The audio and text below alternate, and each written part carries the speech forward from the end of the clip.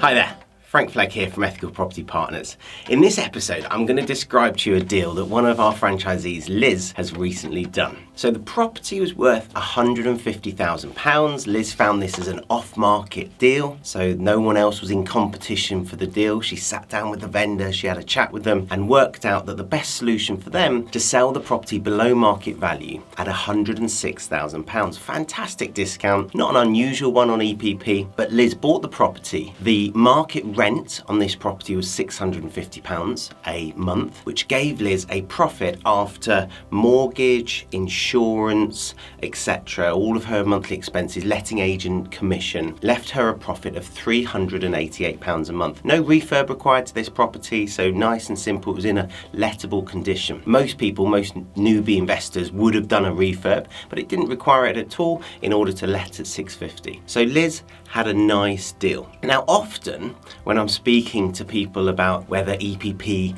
would be a good fit for them, how it would help them to improve their portfolio, especially investors who've got 5 properties already or 10 properties already, what they often say, do you know what, I'm making money from my portfolio, I think I know my way around property investing, I'm happy to keep paddling my canoe. But what they've missed often is the opportunity of those properties. So this particular deal, that sounds like a great deal, doesn't it? And you might be thinking, well, what's the question here? You know, what is there to do? You've just described how Liz did the deal. This isn't how she did the deal. That's how most traditional investors would do the deal. And it's a decent deal, £388 a month profit. After refinance, you're gonna have all your money out, no money down deal. But that's not where we stop at EPP. At EPP, we're always looking to add layers of icing to the deal. And so, what would you do if you had this deal? So before Liz let the property out at $650 a month, she stopped and she looked at how she could increase the profitability of this transaction. How would you do that? That's the question I have for you.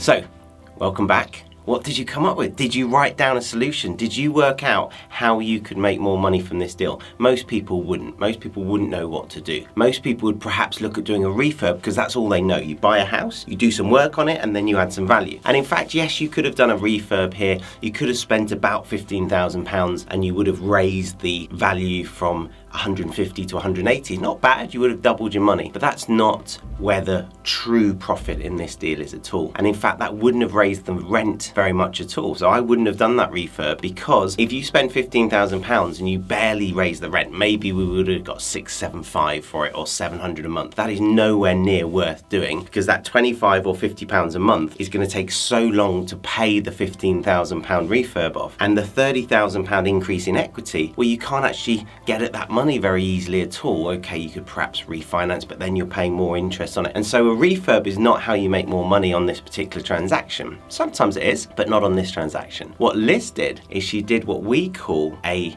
rent to buy deal. So what she did, instead of marketing for tenants who just want to rent the property, she marketed for people who want to buy a property but can't afford to do so. So if you think to yourself, £150,000 property, how much money do most people need to buy that? Well, in the current climate, most first-time buyers are going to need around 10%. So they're going to need about a £15,000 deposit, plus they're going to need to pass all the checks in order to get a mortgage. So if they missed a mobile phone bill payment 3 years ago, they will probably struggle to get a mortgage. I know it sounds crazy. Or if they rented a property and didn't let all the utility companies know, and the water company chased them and they got a default on their account for perhaps a direct debit for electricity or something like that, again, that would prohibit them from getting a mortgage. Now, what we can do as individuals is we can look at these situations and say, oh, that I can completely understand that. That doesn't mean you're a bad risk. We're happy to sell the property to you. So what Liz did in this situation is she sold the property to someone who was happy to rent in the meantime, but wanted to be able to buy the property in the future. She sold this property at £208,000.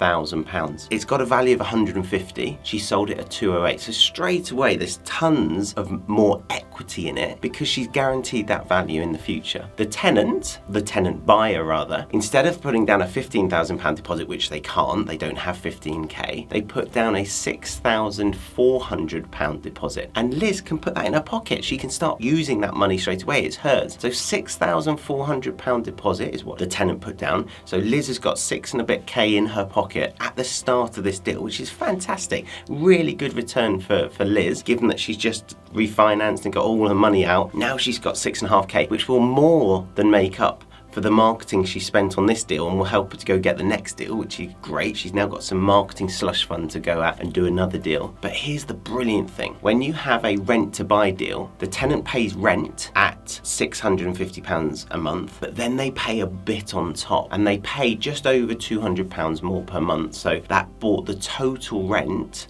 the total profit, raised it from £388 to £588 a month because they paid £850 a month instead of £650. So the rent was £650 and they paid £850 a month, and that extra £200 is additional profit for Liz. Now what happens is the £650 is the rent and the £200 a month comes off the purchase price. So it's £208 and each month for a period of up to 10 years. So the tenant buyer has got 10 years to buy the property. So they put £6,400 down at the start and then they put down £200 extra a month, £850 a month instead of £650, and all of that is additional cash flow for Liz, which is brilliant. So instead of £388 a month profit, £588 a month profit. And if you start doing this on more properties around your portfolio, the additional cash flow for you is massive. Now you might be thinking, yeah, but I'm selling all my properties. Well, yes, in 10 years time, you'll have sold some of your properties. You wouldn't do it on all of them. But what you can do in the meantime, you have a massively cash flow positive property portfolio, which means you can go buy more properties below market value. So the compound effect of having great cash flow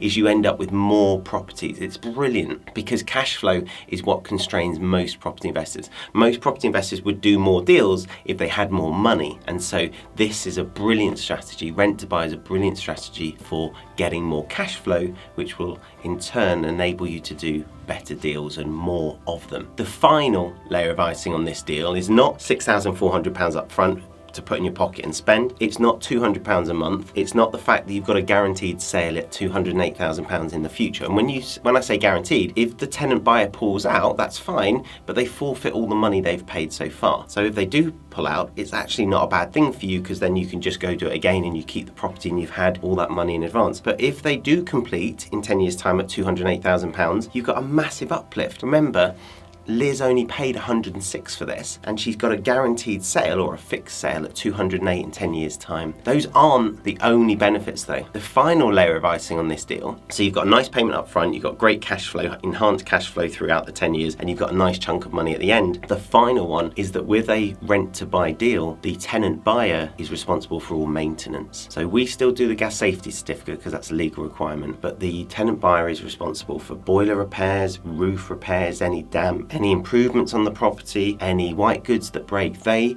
act as if they own the property, and all of that is written into the agreement. It's a fantastic way of increasing your cash flow, minimizing your leverage. I don't use letting agents on any of my properties, so now instead of paying 10% to a letting agent, £65 a month, you don't need a letting agent because they look after themselves. You just need to check the money comes in because they're more reliable tenants because they have a vested interest in the property. I've got tenant buyers who've put conservatories on the properties that I still own. They've improved the properties, they've added double glazing to properties, etc., because they're acting as if it's their home because they know they're going to buy it. Guys, if you've enjoyed this episode, hit the subscribe button, click the notification bell, and I will ensure that you get the first opportunity to watch these episodes each and every time they come out. If there's someone you know who would benefit from this strategy, who you know have got some buy-to-lets, who would really appreciate a nice big chunk of cash right now, who'd appreciate better monthly cash flow, then do share this episode with them. That helps us to grow the channel as well.